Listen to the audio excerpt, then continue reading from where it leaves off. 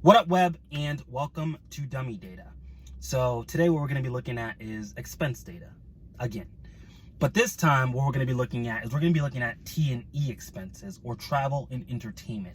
So basically what this is just costs associated to traveling. So let's say you book a flight, you buy a hotel, you get in a taxi, you have a meal, you go to a show. All of those have an associated cost to it. And what we're going to be looking at is that T&E data by traveler. What I want to do is I want to take this data set and I want to start to do some predictive analysis with it. So now we're starting to get into the tools that really make Alteryx that data analytics platform. We're going from just transform, summarize, and join and prep to more of the predictive grouping kind of analysis. So I want to do some clustering on this data set, or this T&E data set, ultimately just to see kind of what we pull out of this. So I just have a standard T&E data set. I'm going to throw it into some clusters, and then I'm going to start to visualize that to see, okay, can I extract any insights from this data that I normally wouldn't have been able to, or would not have been able to do in the first place, or just see in the first place. So that's what we're going to do. We're going to build out this data set in this first part. We're going to add some features or statistics in the second part, and then we're going to run this through some unsupervised machine learning in the third part. And there are just some buzzwords for you to sound a little bit more sophisticated, some unsupervised machine learning.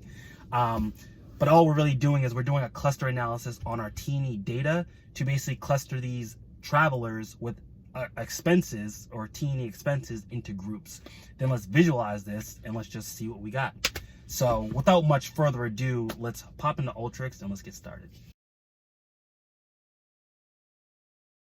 Okay, so if we pop into Alteryx, the first thing I want to do is I want to open up this travel and entertainment data set. If I open this up, I can see that I have account description, primary expense description, a second expense description, an amount column, division department, and ultimately traveler. So basically this is my T&E data by day, by fiscal date. And I'm going to basically pull this in. I'm going to rename it, call it travel entertainment expenses, and let's pick a cool font for that. So I'm going to pull on a select tool, and then what I want to do is I want to pull on a formula tool. So with the formula tool, what I want to do is I basically want to create a column year. So the formula for this is just going to be a date time year formula. I'm going to use the fiscal date column, and the date type is just going to be a string. So what this is going to do is just going to create a year string column. I'm going to create another column that's basically by month. How I'm going to do this is I'm going to use a date time format formula. I'm going to pull in fiscal date. And then the way that I'm going to format this is I'm going to say %B, which is month, comma, %Y, which is year. So the way that this should look is it should be the abbreviated month and then the year. So then what I want to do is I want to pull down a date time tool. And what I'm going to do is I'm going to use that month column we just created. I'm going to specify the new column to be fiscal month, and I'm going to use that abbreviation of month, comma, year as the conversion type. So basically what I have at the end of this is I have 3 new columns: a year column, which you can see is just a string, a month column, which is just the abbreviated month and year, and our actual date column, which is the fiscal month column. It's just the year, the month, and the first of that month. Let's throw this into a container, and let's just call it create fiscal date. Then I'm going to bring down a summarize tool. And what I want to do is I want to group by product ID, and I want to sum my amount column, but I'm going to call this product costs. So basically what I have is I have each product ID, the summed amount, which is just denoted as product cost. Okay, so then we're going to pop back out, and what I want to do is I want to bring in this product revenue data set. And all this really is just product ID and the associated product revenue for that product ID. I'm going to pop this into the canvas, then I'm just going to rename it and give it a title. So I'll just copy my T&E expenses title and just call this product revenue. Let's pull down a select tool, and then let's pull down a summarize tool. So very easy. It's basically already summarized, but I'm just going to group by product ID and then just sum product revenue. And this would just be if let's just say if there were a product ID, the similar product ID with two different revenues, that's just to kind of summarize it and get a total for just the unique product ID. Then under join, I'm going to bring in a join tool, and I'm going to join these two data streams together based off of product ID. That was our unique column. And then what I want to do is I basically want to bring in our product cost and our product revenue, and I'm just going to deselect the duplicated product ID. So in the left outer join, so this would be where there's a product cost but no product revenue. I basically want to create that product revenue column because we're not going to have it. And then what I want to do is I want to denote this as a data type as double, and it's just going to be 0. So now what I want to do is I just want to union the joined data stream. So any product cost that had a product revenue, and then basically any product cost that didn't have a product revenue.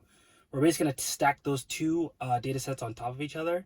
And as you can see from the results, basically what we have is we have 3 columns: our product ID, our total cost of that product ID, and our total revenue. And if there's no revenue, revenue is just 0. I'm going to pull down a find and replace tool. So with this, all I really want to do is append in my product cost and product revenue. So to configure the tool, I'm going to join off of the entire field of product ID to product ID. And I'm just going to append in the product cost and the product revenue.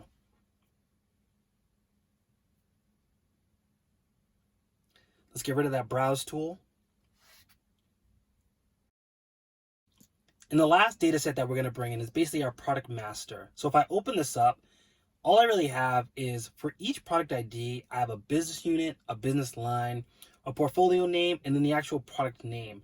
So just think of this as there's a product with an ID, and these are all the attributes that are associated to that product. I'm going to drag and drop this data set onto the canvas. And again, just format and rename it. Let's just call it product master. Bring down the select tool.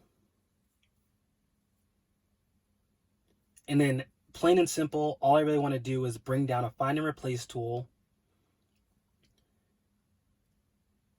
Let's connect the product attribute data set to our replace node. And then to configure the tool, what I'm going to do is I'm going to join off of product ID. And then I'm just going to append in business unit, business line, the portfolio name. We already have product ID, so then just product name. Let's Control Shift B for a browse tool, Control R to run the workflow. And as you can see, this is our data set. So we have everything we need. From the main data set, we have our product cost, our product revenue, and now we have our product attributes, as well as some more fiscal date columns, such as year, month, and fiscal month.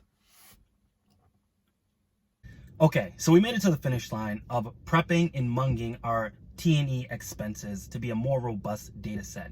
We just took our T&E cost, which is the cost associated to traveling, whether that's air, auto, or hotels, booking rooms, buying a ticket, taking a taxi. We've taken all those expenses by traveler, by day, and we ultimately layered in our product cost associated, our product revenue associated to that product cost, and then our attributes. So now instead of just seeing a product ID, we actually know that product name, the business unit that it sits in within the hierarchy, the business line, portfolio, etc. So we've done all the data prep, we've done all the data munging, and we have our data set. So we're good. And then what I want to do in this next section is I want to start to build out the features of this data set or some statistics.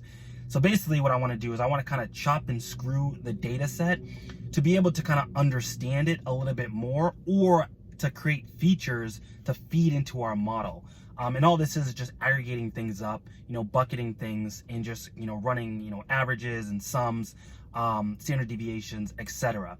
So that's what we're going to do in this next part. And ultimately what we're going to do is we're going to take all of that work paired with this work, and we're going to run it into our model. And hopefully what we'll have is some clusters that come from this, where we can kind of start to understand our data or segment our data a little bit better. So we're going from kind of data prep to creating our features, to running that into the model, and then ultimately we'll pop right back here and kind of see what we have.